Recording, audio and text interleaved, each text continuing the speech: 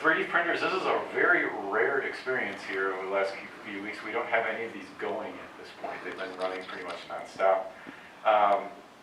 Great tool for doing some rapid prototyping.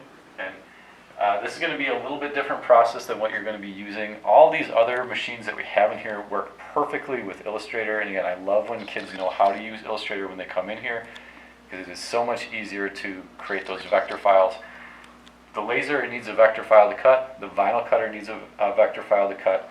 These need a completely separate type of file called an STL or an OBJ file. So you have to generate those on a program like Tinkercad, SketchUp, or Inventor. Okay. Has anybody done any 3D modeling before? Okay. Okay. Were you in Mrs. Clemmy's? For anatomy? Yeah. I am in that class, but I was virtual at that You were virtual at that. Yeah. Okay, that's right. So I didn't get to do it. Okay, so any other anatomy class, Miss Clemmy kids? Okay. Where'd you do some 3D modeling before? I was making chairs. Oh, sorry. Okay, so you've done some chairs. It was the same thing with you. Yeah. Okay. So you guys use a program that was called SketchUp, and you know some of the good qualities of it, but then also some of the frustrating qualities of SketchUp as well. Tinkercad is a really good program for people who are getting into 3D modeling. It's very drag and drop. Another cool thing about Tinkercad is, and by the way, I'll show you some examples of some things that are done with the 3D printers. Okay, so it can make, like, we can do some really natural, organic type of forms with this. It does a good job. It just builds it up layer by layer. 3D printer's like a smart hot glue gun. This is really easy stuff to do with Tinkercad because it's all geometric.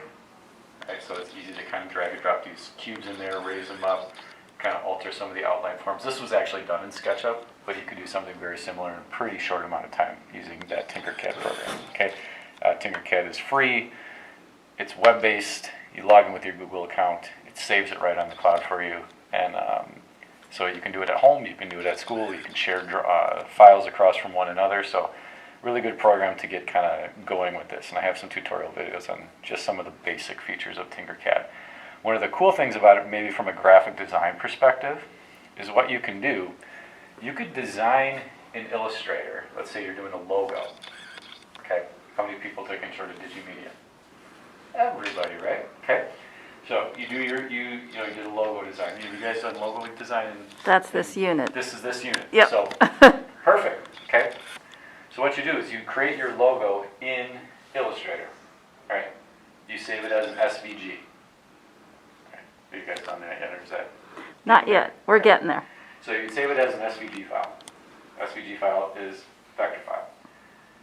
Go into Tinkercad. You can import an SVG, so it'll bring in your logo. Let's say we're talking about that smiley face logo that's on there. What it'll do is it'll bring that logo as a vector file into Tinkercad, and then you can extrude it upwards. So you can have a 3D model of your logo that you created.